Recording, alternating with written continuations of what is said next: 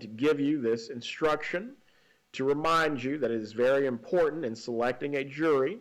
You must not discuss the case with each other, your friends and family, or anyone else, or through using social media or any other device.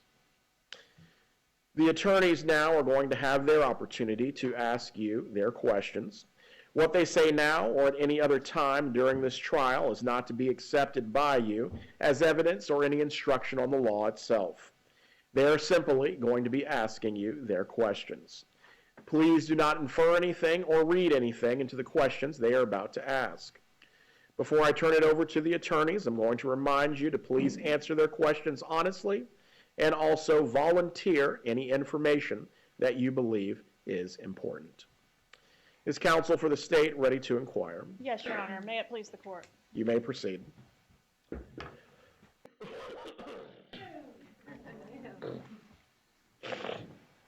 A few follow-up questions, and then I want to talk about some big concepts that I think may come up. This is not the trial, so we'll be discussing some issues that we think could arise in the trial and try to get your idea of what you think about these things as you walk in here. You're not required to know anything. It's better if you don't know anything about the law, but we just kind of want to get an idea about your experiences and your thoughts about some of the things that might come up. First of all, does anybody on the panel know each other? Anybody know each other? Okay. For my shy guys, and I guess I would include really bored guys, sleep-deprived people, angry people, participation is very much encouraged, and that will help a lot, even if you hate me and you're bored and you're miserable. Just do your best to get us through, and that'll be super helpful. There's no wrong answers. We talk about biases, implicit and explicit, and out in the real world, those things typically imply something bad. If you're biased or prejudiced, that's bad. But really what we're looking for is just experiences that might have you kind of feeling one way or another, not necessarily in a bad way. So we're just trying to get your feelings, your experiences, things that have shaped you. So please don't be embarrassed to let us know. If I do ask you something that is particularly personal or embarrassing, please ask, and there might be some very limited version of privacy that we can provide where you're outside the presence of the other jurors. So this is, you've heard the charges, you guys pretty much know this is a pretty serious matter. Does anybody right off the bat hearing the charges think, like, this isn't for me? Something about me makes me not right for this. Okay. I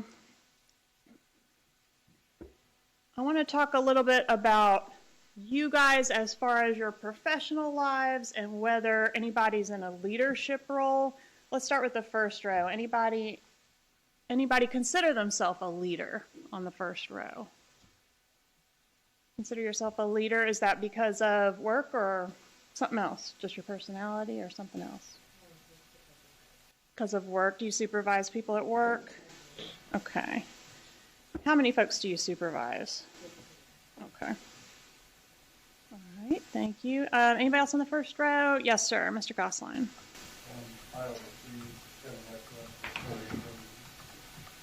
Wow, it's a lot of cats to herd.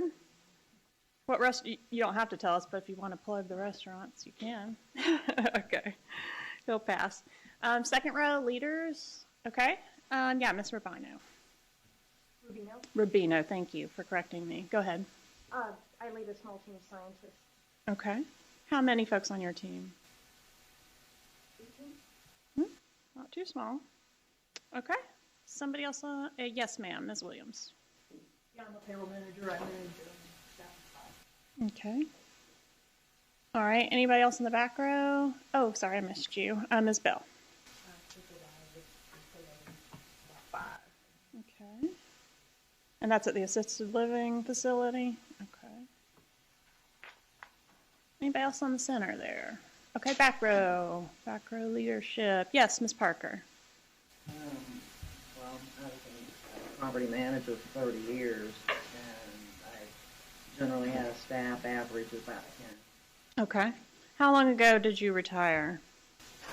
When I was 62. Oh, congratulations. Anybody else in the back row? Yes, sir. Mr. Fisher.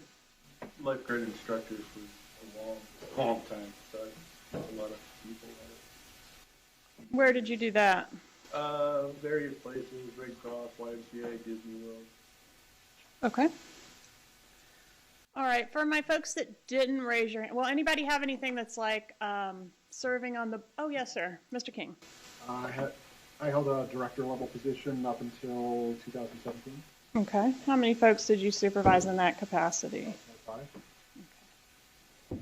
Anybody have anything where you served as like the president of a board or in a leadership role and some kind of something other than work? Mr. King. I'm the president of my HOA. Okay. Perfect example. Got to be a leader to deal with those cats. Okay. Yes, ma'am, Ms. Bell. Program director for Okay. nonprofit organization. Okay. Anybody else? Director of an improv troupe. Improv troupe. We can tell. That's a good fit. Okay. Thank you, Mr. Weaver. Board member of Borough Office Outreach Nonprofit. All right, cool. Anybody else? Okay, thank you. For my folks that didn't raise your hand necessarily for leadership, would you consider yourself, by show of hands, to be an independent thinker? Let's do first row first. If you didn't already raise your hand for leadership. Independent thinker, like an especially independent thinker. Okay. All right, Mr. Triplett, what's that based on? I guess maybe my 15 years in law enforcement where I was routinely on patrol alone by myself, having to make decisions on do I write a ticket, do I write a warning, Yeah. things like that. Mm-hmm. Makes sense. All right, Mr. Brown?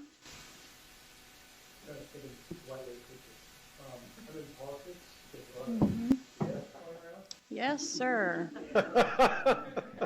In my job, I deal mostly with that. Mm-hmm. I don't care what this person's telling me, or this person's telling me, I don't see what the data is. You're just the facts guy. Okay. Seems like a good guy for a jury. All right. Anybody else? Independent thinker? Mr. Weaver? It's all between the ears, right? Yeah. Okay. Got to read their mind. It's like, you know, that scene with the clearly I can't drink the wine in front of you. You don't? You've never watched Princess Bride? That definitely has to happen. It's very relatable to your profession, I think. All right, second row. Independent thinkers. We already know Ms. Rufino is. Well, You're a teacher. Right, I was going to say, I mean, I'm a leader of a bunch of little minds, but I It's do hard. I do have a boss that leads me too. Yes. Okay. I guess what's the difference between an independent thinker and a leader? Is there a difference? I think it can be one and the same. You don't necessarily have to manage people to be a leader. Right. Okay. Anybody else on the second row have something? I mean, Ms. Brinkley, I can't believe you haven't raised your hand. You just seem like just got leader written all over you. Do you consider yourself to be an independent thinker? Well, Or do you go with the flow? I mean, maybe you do go with the flow. you know, I deal with a lot of patients each day. Mm-hmm. I have to communicate with family members over the phone. You're more the caretaker. A firm, tough love caretaker. You know, I have to explain different situations to the family members. Sometimes they don't want to hear the truth, but I have to tell them what it is. This is what it is. And I don't apologize for that because sometimes they need to hear the truth. And so that is what I have. All right, thank you for that. Back row, independent thinkers that didn't already tell me about your leadership stuff. Okay, Ms. Spates.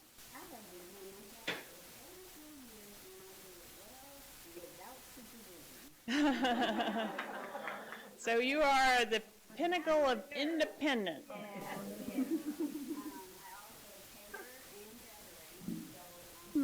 Okay. So you're running sort of a side hustle with catering? Okay, cool. Oh, you, oh, okay. Yes, ma'am. Back to Ms. Brinkley. And I also take on other jobs at, in hospices as well. I'm a nursing assistant and an administrative service assistant. I travel from different counties taking care of patients. Is that volunteer stuff or side hustle stuff? No, this is with the company. Oh, as part of your job. Okay. All right. Anybody I missed on the back row or anybody anywhere that wants to tell me about independent thinking? Mr. Fry. A lot of the work I do is specialized.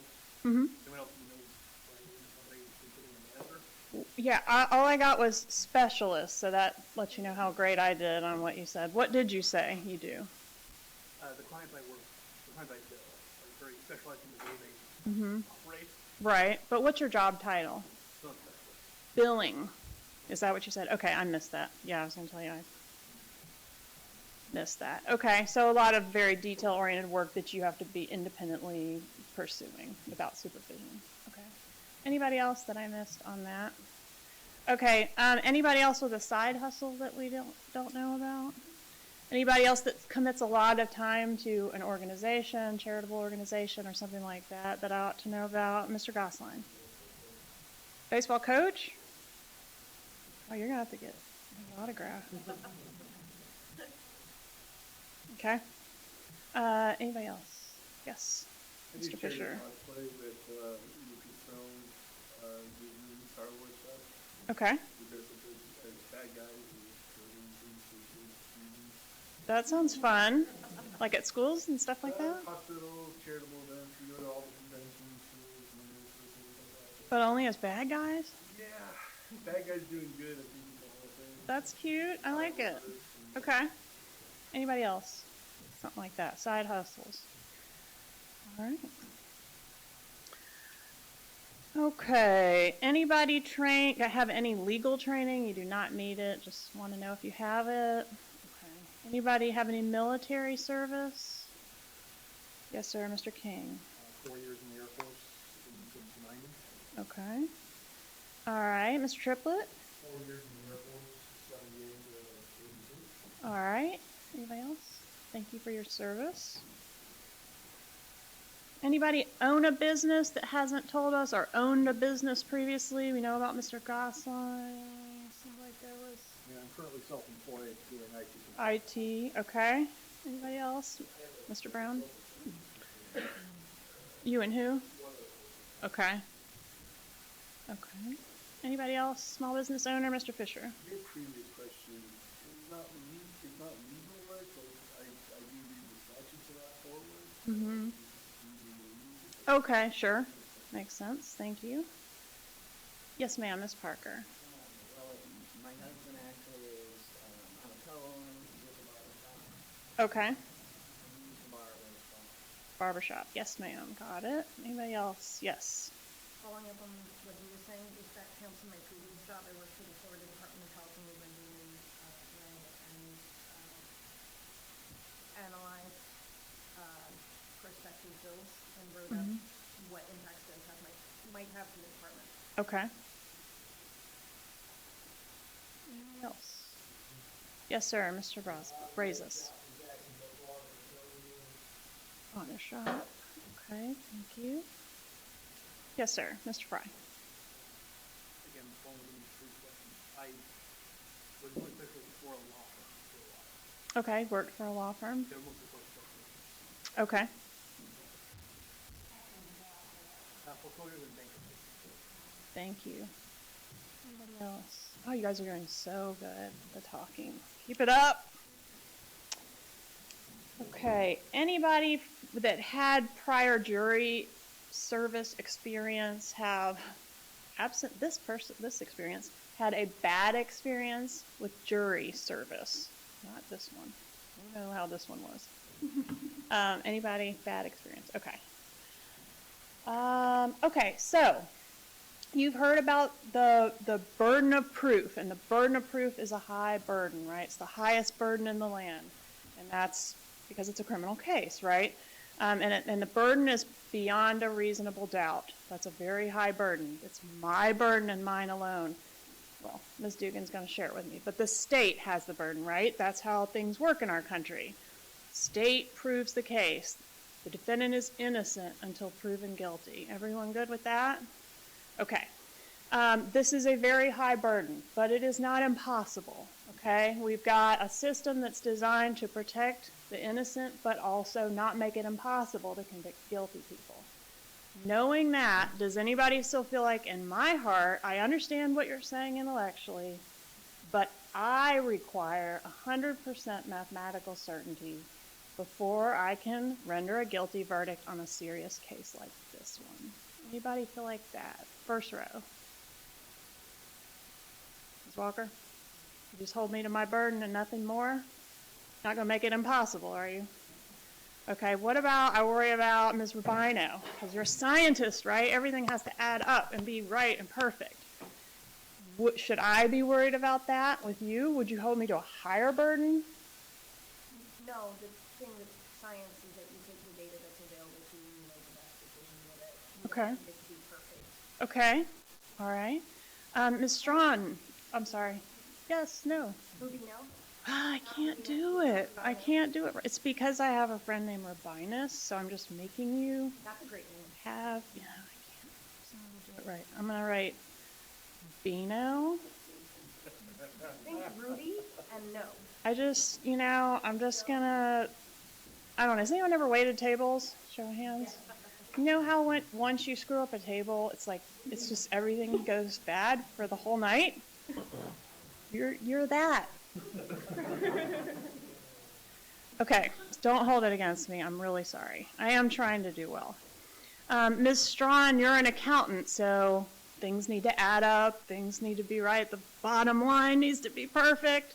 So if you're chosen and you hear days of testimony and you hear all the law that the judge gives you and you get all these pieces of evidence and you go back into the jury room to deliberate, you will have questions that are unanswered. And you'll think, what about this? What about that? That's going to happen.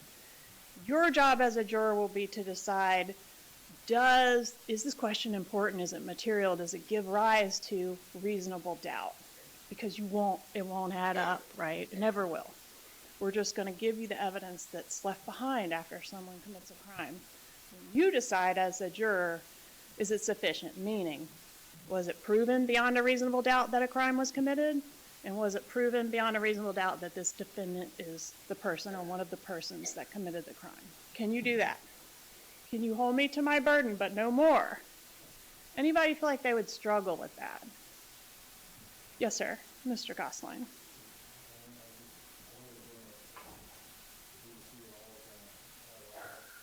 Mm-hmm. And many of you said when we were doing the individual voir dire, I'm open to hearing both sides. And like when you're navigating a situation with your kids or the boys on the baseball team, it's like you want to hear both sides, right? What do you have to tell me and what do you have to tell me? But that's not how it works in a courtroom, right? Because it's my burden. I have to prove the case as the state bringing the charges, and the defense does not have to do anything. So there's no sides. I mean, they may choose to do something, but it's not their burden. Does that make sense? So you kind of have to shift your thinking a little bit from, I want to hear both sides, to the state either meets their burden or they don't.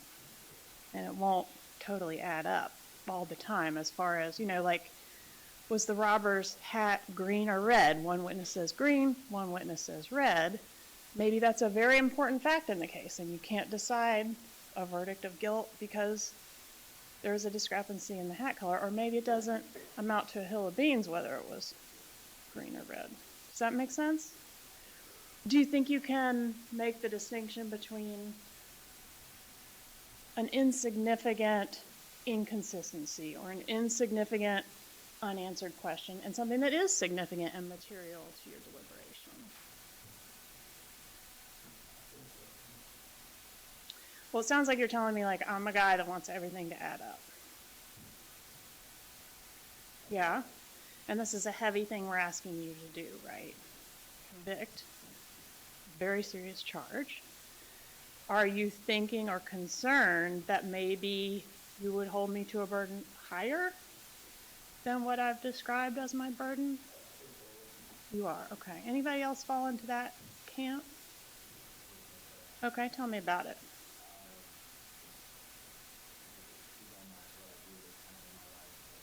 Mm-hmm. What you do is so much cooler than what any of us do. Like, you can talk about it as much as you want.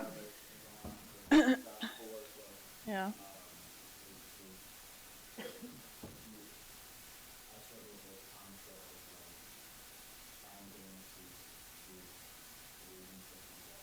Mm-hmm.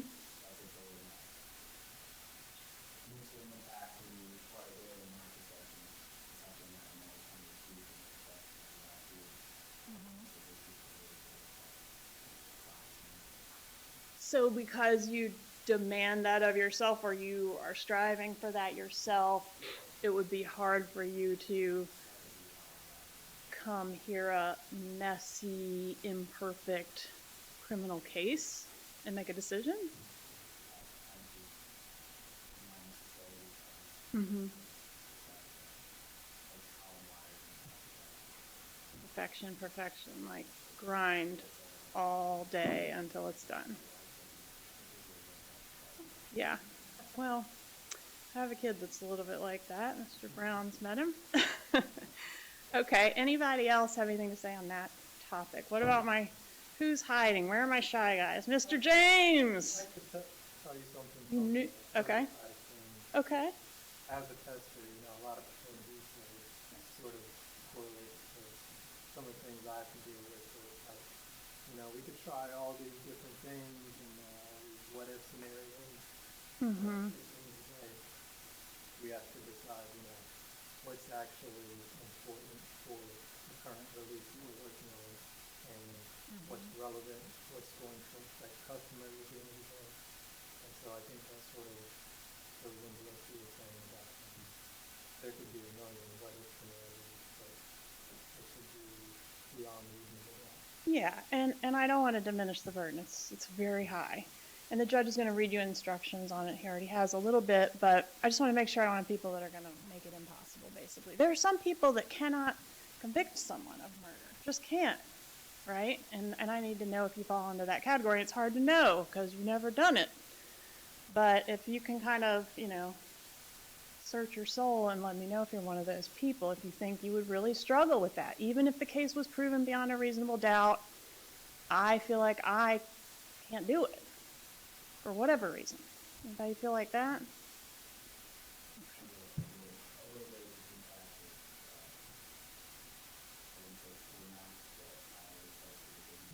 Mm-hmm.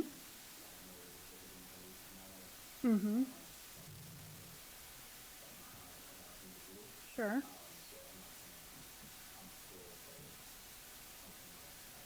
Okay. Okay. Does it make you feel any better for me to tell you that we are not asking you to judge the person at all? We're asking you to judge the facts. The jury's the judge of the facts. So good person, bad person, doesn't matter. Was the crime committed? Is this the person that committed the crime? Does that help? Okay. For sentencing, that might be something that would weigh on you. Oh, what's the sentence going to be? That's not something you'll have to decide at all as a juror. It's just the facts. The judge handles the sentence. Everyone understand that? Anybody feel like that would be weighing on them? Yes. I used to feel sorry for a lot of people in my life. And when I become a mother and raising and doing the girl, I used to say, oh, she my baby, she this, she that.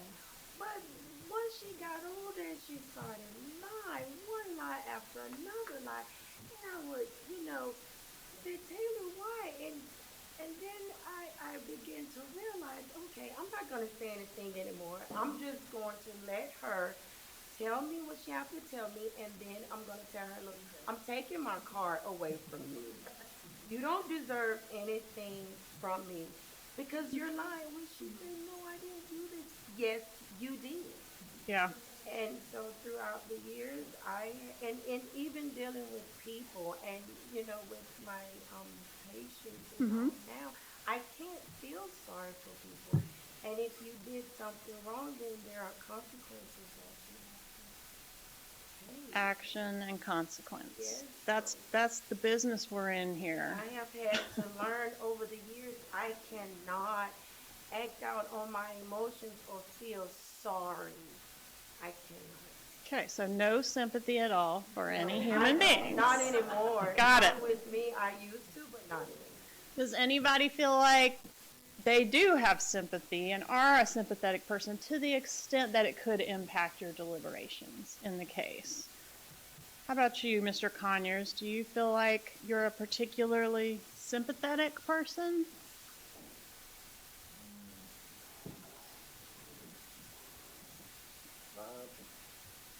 I'd say no. I'd say in between, no. Okay. Do you feel confident that you can do the job we're asking you to do if the case is proven, or if it's not, you know what you need to do?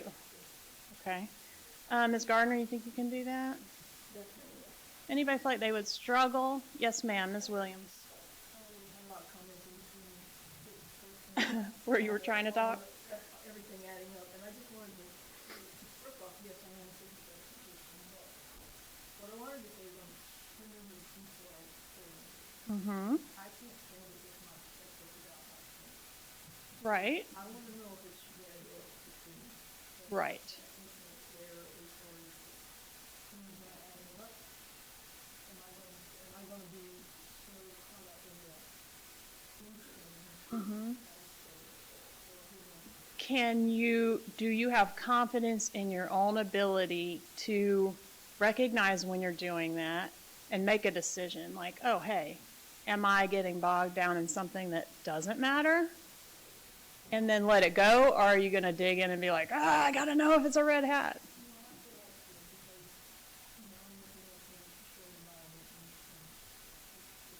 I'm not above being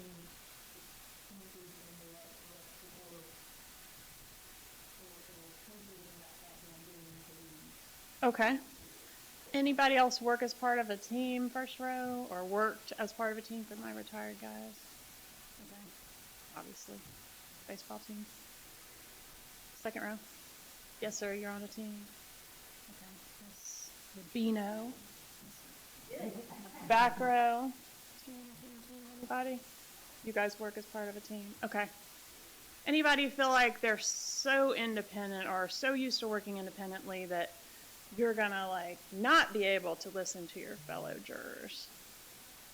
Everybody feel like they can listen and take in information, because we want, the verdict has to be what? Unanimous. So it's got to be the verdict of each individual juror as well as the jury as a whole. We want jurors that are going to stick to their guns back there and not return a verdict that's not your verdict. But also, you know, you're going to listen. And you may have your mind changed on some things. Listen, take in information, and ultimately, it's your decision. Does that make sense? We'll give, we'll take. We'll give, we'll take. Okay. For my folks that have had themselves or a friend or family member involved with a criminal case, anything about that case that you think I ought to know, you have strong feelings about it, you feel that person was not treated fairly, anything like that? Not treated fairly. Okay. Anybody with a divorce? Ms. Daigle, you got a 3-year divorce going. Anything about that that you think might impact your deliberations if the case involves a messy divorce?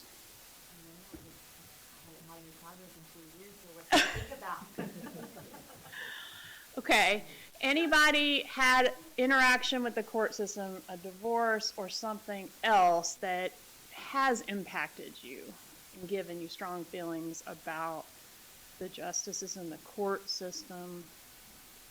Okay. Anybody else had a super messy divorce?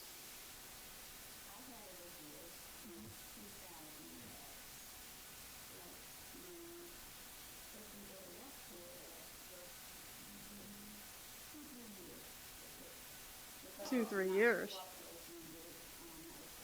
Okay. Anything about that that you think would impact your deliberations if the case involved a divorce? No, because it was him. Because what? No, because it was my ex-husband that made it. Because it was his fault. Okay. Starting mine during COVID didn't help either, so that was part of the. Sure. Yeah, we kind of all ground to a halt during COVID here in the court system. Okay. For my folks that I have lied to and ruined your life, and I'm talking to you, Mr. Brazos, I told you you would make your doctor's appointment today, and you did not, and I want you to know I really feel bad about that. I'm pretty sure it's not my fault, but I still feel really bad about it, and I think all of us intended for you to get there, but it didn't happen. All right, so what are we going to do about that? If you're selected, we're going into a 2 to 3 week ordeal here. Are you going to be able to? It's going to be okay. Okay. Mr. Brown, we ruined your life today because you didn't go to a seminar. How's that working out for me? Great. All right. Anybody particularly mad about being here that... Yes, you are welcome. Thank you for saving me.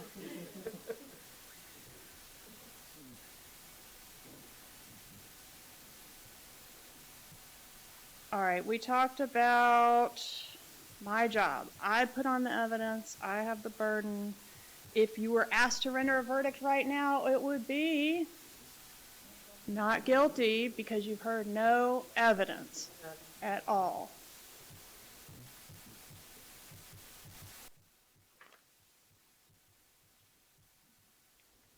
Your job will be to listen to the facts and to be the judge of the facts.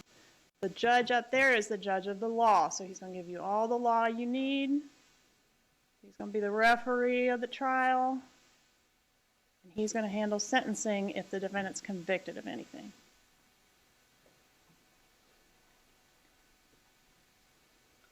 Anybody, for any reason that you have not discussed with me, feel like they wouldn't be good for this case? Religious, philosophical, moral? Yes, sir. Mr. Weaver.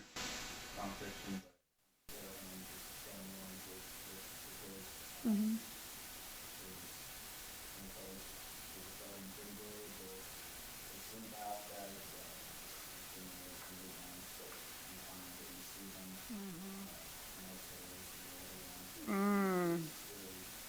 It's a big ask right now.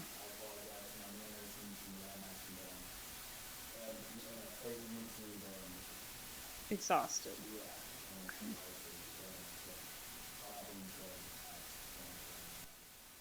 Okay, gotcha. Okay, anybody suffer from any hearing loss? Hearing loss.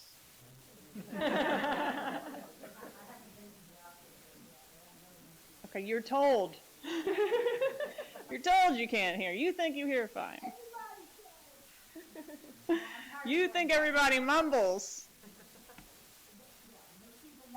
Okay, so we got 1, possibly 2. Okay, there are audio recordings that I expect to be introduced in this case, and I've provided some headphones that hopefully will make it you able to hear, but I do want you to tell me if you think, like, have you heard me fine so far while we've been in here? Okay. Anybody else that I didn't get with hearing loss? Anybody else that I didn't? All right, I want to talk for a moment about law enforcement. Those of you that have yourself or friends or family members that were in law enforcement, the reason why we ask about this is because, as you heard, there's quite a few law enforcement officers on the witness list that could potentially be witnesses in the case. And we want to try to get jurors that don't automatically believe or automatically disbelieve law enforcement officers just because they're wearing a uniform. So they can be mistaken, they can be wrong, they can lie, or they can have special training and education and experience and credentials that make them more observant or more capable of, more credible on certain types of issues. But you need to hear what that is before you decide. It's not just the uniform. Does that make sense? So we want them to kind of start on an even playing field, and once they tell you about their training and education and credentials, you can start giving them more credibility. Okay, can everyone follow that instruction? Anybody not follow that instruction? Anybody feel like law enforcement starts out ahead, credibility-wise? Yes, sir, Mr. Gosselin.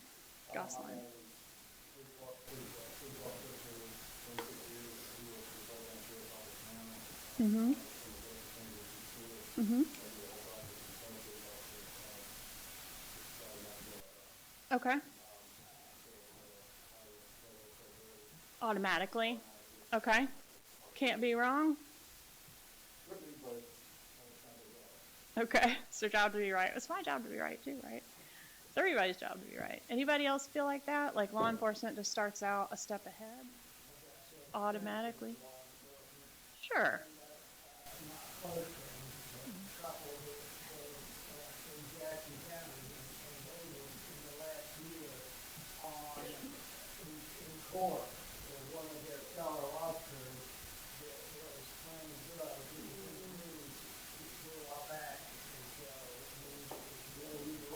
Sure. Sure. Yeah, so you agree.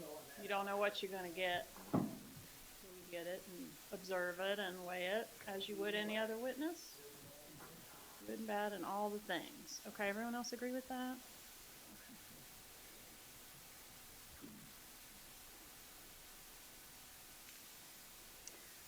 What are y'all's thoughts about a case that involves more than one person doing a crime?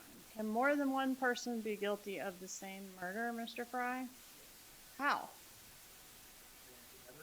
Meaning like they're both swinging the bat or both shooting? They could both plan it. Okay, so if the court reporter and I, every jury selection, we do crimes together, don't we? If we go to do a liquor store robbery, we both intend for a liquor store robbery to occur. I take her there. She goes in. She robs the liquor store. Somehow in the process, she kills the clerk. Am I on the hook for that? You with I went, I helped, I drove her there. One moment, Ms. Cappleman. Mr. Dubin. That was my sciatica. Please continue. So I drove her there to do a robbery. We agreed. This is what we're going to do. I'm going to take you there. You're going to go in. You're going to rob. And I probably should have told you a murder in the course of a robbery is a murder. Okay? So she goes in.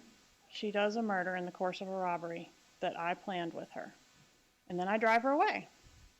Maybe I even get rid of the murder weapon. Can I be charged the same as her?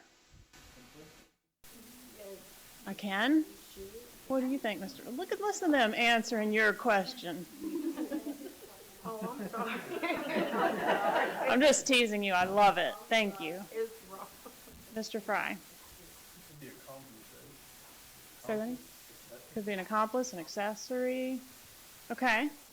Okay. If proven guilty, you both should be charged of the crime that you Okay. not of the same crime, because you all did two different. We did do different roles in the same crime.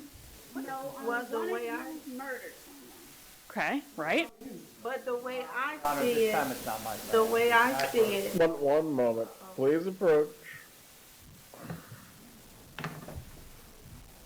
This side. Yes, sir. Can I come behind you this time? Yes.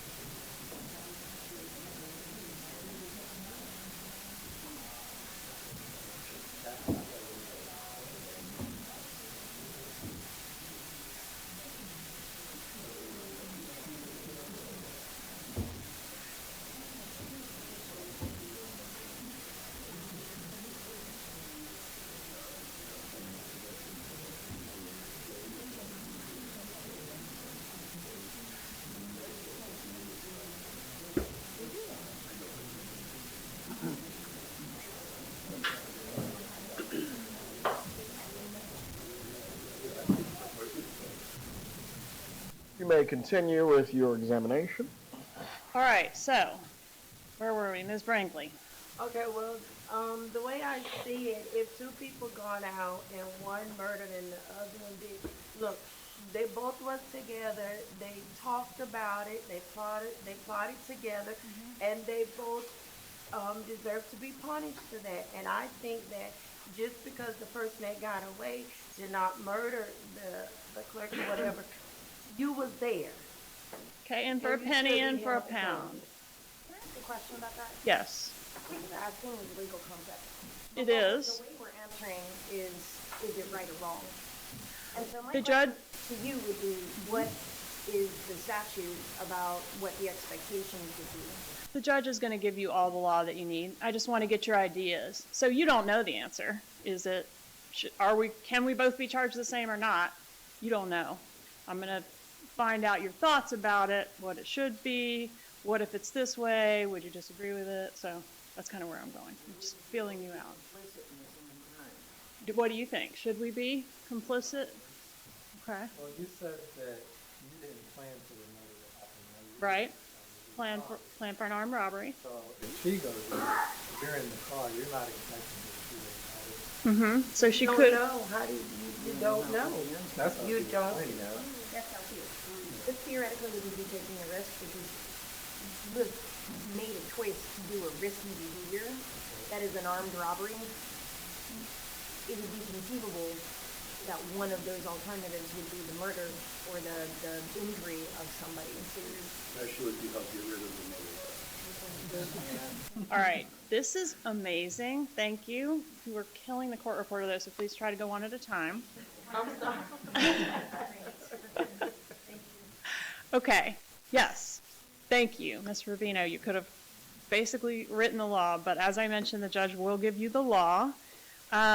So if we can be charged the same, who disagrees with that? Seems like Ms. Spates thought that would be wrong. Why would that be wrong for us to be both charged with first-degree murder? I would have to be, it would have to be proven to me that you all initiated, that you all would do the crime, that you all talked about one person committing a murder. Okay. It might have been you all talked about them doing an armed robbery. Okay. So it makes a difference to you if I knew it was going to be a murder. Exactly. If I knew it was going to be a murder, is it right? Even though I didn't go in. I didn't even go in. Okay. Because you knew it was, so it could be something of offensive or accessory or something. Okay.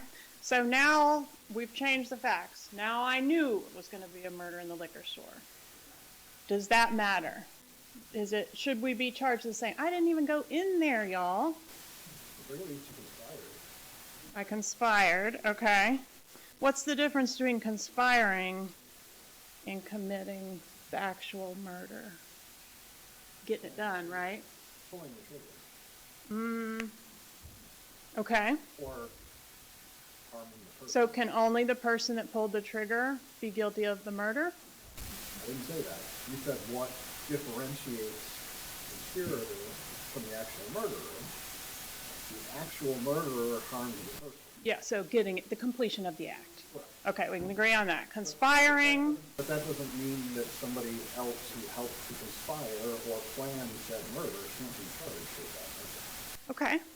Does anybody disagree with that and think someone who planned or conspired to commit a murder and then the murder is committed, not by them, can be charged with the completed act of the murder? Anybody disagree with that law? What about you, Ms. Strawn? You've been quiet.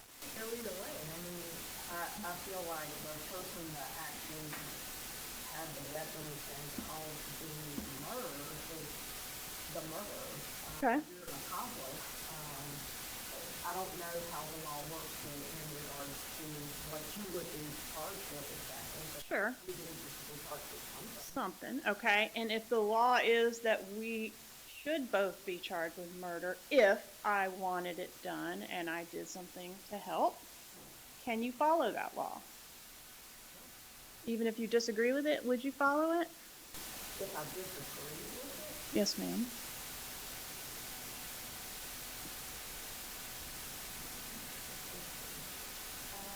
So we got the one that pulled the trigger and the other one that conspired and planned and drove and got rid of the murder weapon.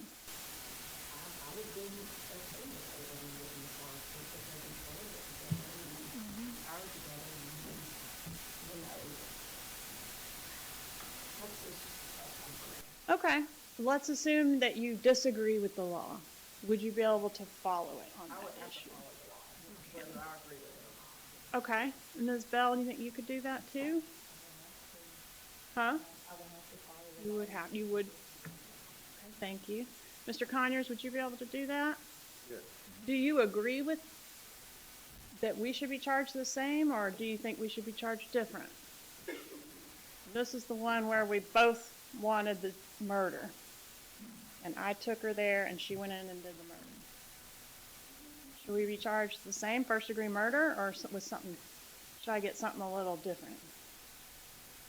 Yeah, I feel the one that pulled the trigger should be charged with murder, whatever, and then the one that drove the car should be charged with a lesser crime. Something less. Even though she was there. And if, okay, and if the law was that we were both guilty, equally guilty of first degree murder, and that was proven to you, and you disagreed with the law, would you still be able to find me guilty? If you pulled the trigger? No, I'm the driver. You don't think you could? Okay.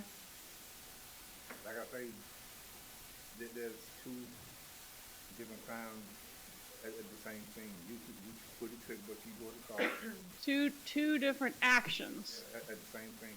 One crime. Kill them, you go to the car. Yes, sir. So, if you tell him that she would be charged with either whatever they call it, first degree murder, second degree murder, or whatever. Mm-hmm. But so you're going to do something less, regardless of whatever the law is. It's got to be something less in your mind. Am I saying that right? I mean, that's okay. If that's what you think. Yeah, I know that there's first degree murder, second degree murder, third degree Sure. murder, all that kind of stuff. But Mm-hmm. if she was there, you killed her, she go to the car, she could be. I didn't do the killing. She did the killing. I just drove. Oh. But she should be charged with murder, she should be charged with first degree murder, or whatever level charge is below murder. Something less. Okay, what if I hired her to do it? Does that matter? I don't like that, clerk. No. Doesn't matter. I should still get something less. Trigger gets more. You get yes. I get less. Yes. Okay. Anybody else agree with Mr. Conyers in the first row? Okay. Anybody in the second row agree with Mr. Conyers? You do? You think it has to be something less? Yeah. Ms. Gardner? I mean, somebody can ask you to do something, but that doesn't mean you have to do it. So if you physically did it, then you should get the highest. Am I? Okay. And if the law says that because I wanted the crime done and I hired her to do the crime, I should be as guilty, you cannot follow that law because you think I have to be something less. Follow the law. You will follow it. I will follow. Okay.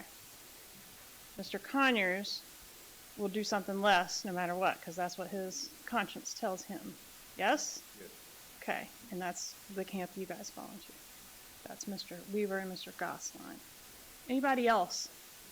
My conscience tells me it's got to be something less. No.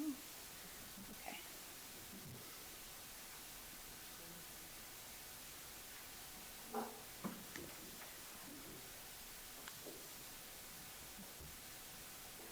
I am getting to the end.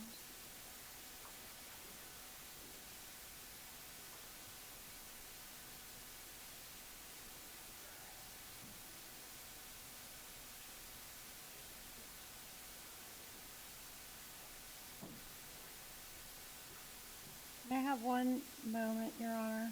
You may.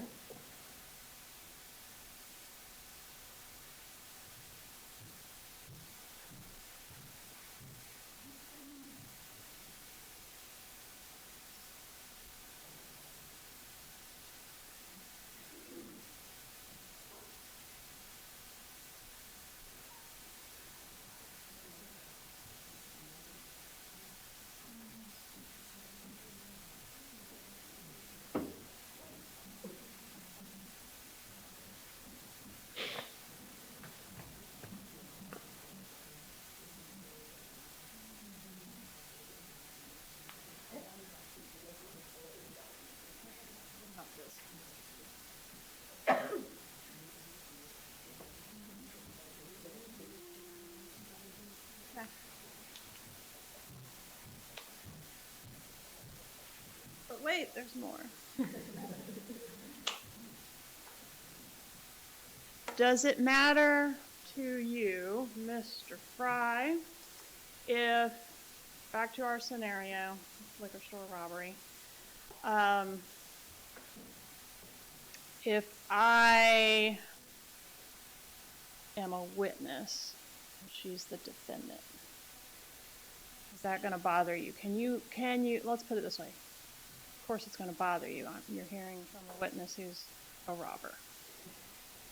Question is, can you keep an open mind to my testimony as a robber? Okay. Front row, can you keep an open mind to that type of testimony? I've turned state's evidence. They say that in the movies. We don't really say that. I'm a witness. It's her trial. Since I was the driver, I've cut a deal. I'm coming in and I'm going to say, I took her there. She went in and killed the clerk. That's what we planned. Can you keep an open mind to my testimony? Or would you discount what I have to say automatically because I'm a robber? Discount it completely. Anybody else feel like they couldn't even consider the testimony, my testimony, as a robber? Anybody else?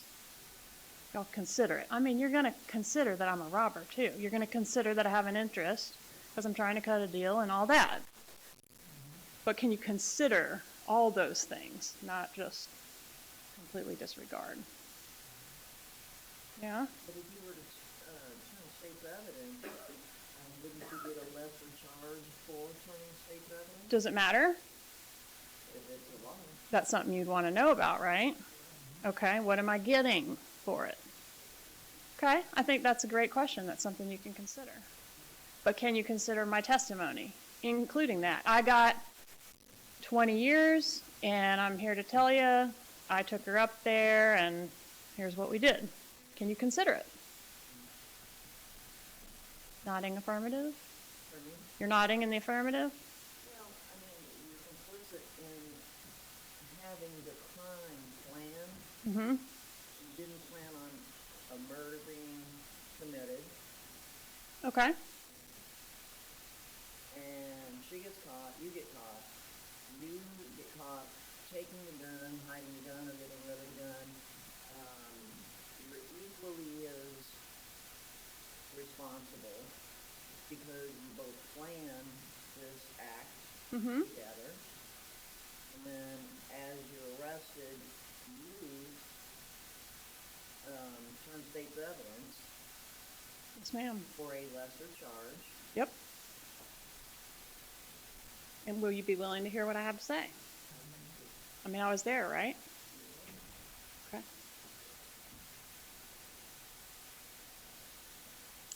In a conspiracy case, you're going to expect to have multiple people playing different roles, right? And you're going to have to kind of sort out who did the what.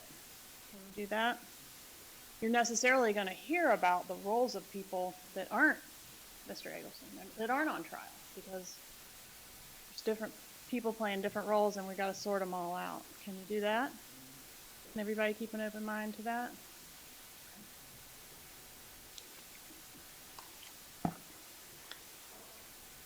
Is there any particular type of evidence that y'all would expect to see in a case like this? Anything in particular you would require? I have to have the fill in the blank. If they don't bring me the fill in the blank, it's not going to be a murder case. Anybody?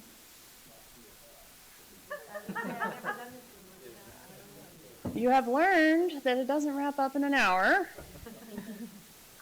Yeah, it's not CSI. So we just have what's left behind. So there's no particular thing you're expecting to see, Mr. King, fingerprints, DNA, murder weapon. Would we agree that criminals in general try to not leave those things behind?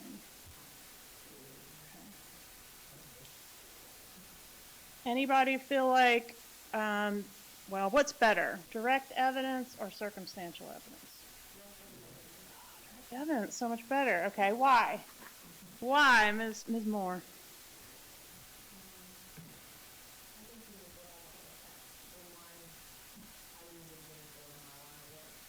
Mm-hmm.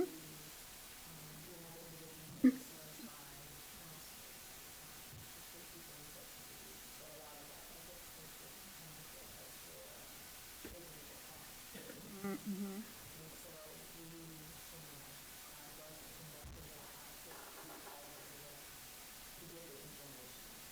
Okay, is the information direct or circumstantial or both? Okay, so the reason why I asked this is because, I mean, you guys played right into it. Direct is better, right? Direct is better, direct is better. And I think the answer probably should be it depends. So I have this really dumb hypothetical. Susie and Tommy are your children. When you come home, Susie and Tommy's mouths are both covered in powdered sugar. And the powdered sugar donuts are missing, okay? And you say, Susie, what happened to the donuts? She says, Tommy ate them. She got it all over her. You say, Tommy, who ate the donuts? He says, Susie ate them. So, what's the direct evidence in that case? Well, it doesn't sound like either one of them is lying. They're just not telling the whole truth. Yeah. Frequently the case. Lying by omission. Okay. The direct evidence in that case is the testimony of Susie and Tommy. Both a little unreliable in this circumstance, right? At least partially. The circumstantial evidence is the powdered sugar, okay? So I illustrate that to ask you to keep an open mind to all types of evidence. Can y'all do that for me? Yes. Okay. Inconsistencies. I touched on this a little bit. If I pull you guys aside, which, Lord help us, I will not do this, one at a time and ask you to describe what happened yesterday when y'all were back in the individual voir dire, I would get a lot of different responses, right? If I asked even like, how was the table set up, the table arrangement, you wouldn't be lying, but you wouldn't all get it 100% accurate, right? Okay, there's gonna be inconsistencies. Your job as jurors will be to weigh those and make a decision, is that material or not? Does that give rise to reasonable doubt or not? Only you guys as jurors can decide that, okay? All right.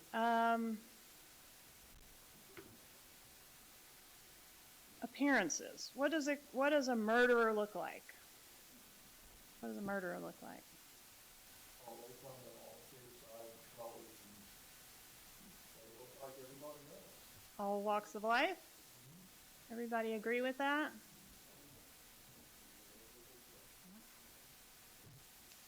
Anybody find it hard to believe or impossible to believe that a family member could be in a plot to kill another family member? Is that possible?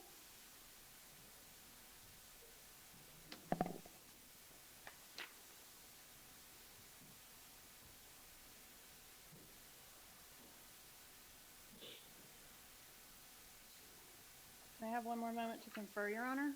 Go ahead.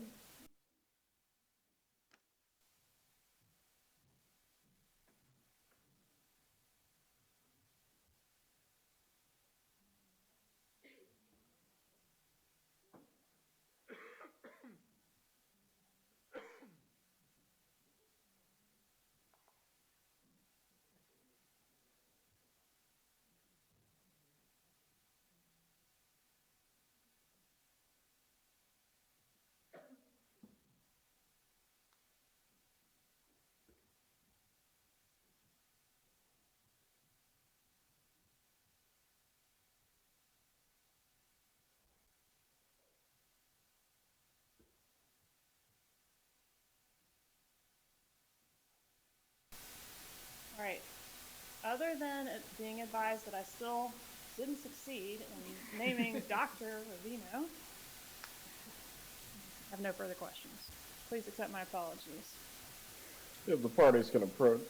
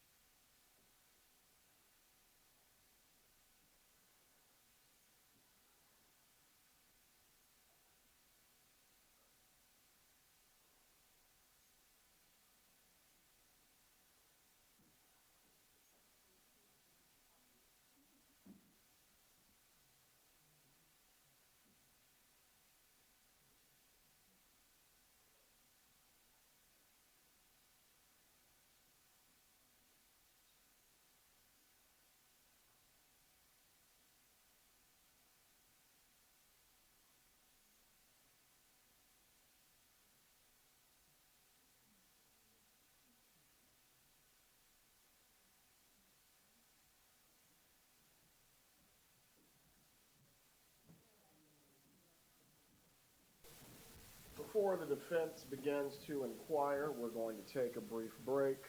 You'll have an opportunity to stretch your legs, use the restroom, look at your phones if you need to. Once again, I'm just going to remind you, please do not discuss the case with each other or anyone else, or look at any of the news coverage, or in any way look at what's been going on regarding this matter. Please come back to courtroom 3G in the next 10 minutes. We'll actually, I like round numbers, we'll make it a little bit longer. 5:10, please come back to the courtroom, and we'll get started at that point with the defense inquiry. Oh, I saw it and I thought you were supposed to. Oh, Yeah, okay. I saw it on your Oh, screen. no, that's not what I read. That's not. Yes, sir. Start out. Just sanitizer. For everyone that's in the courtroom, I'm going to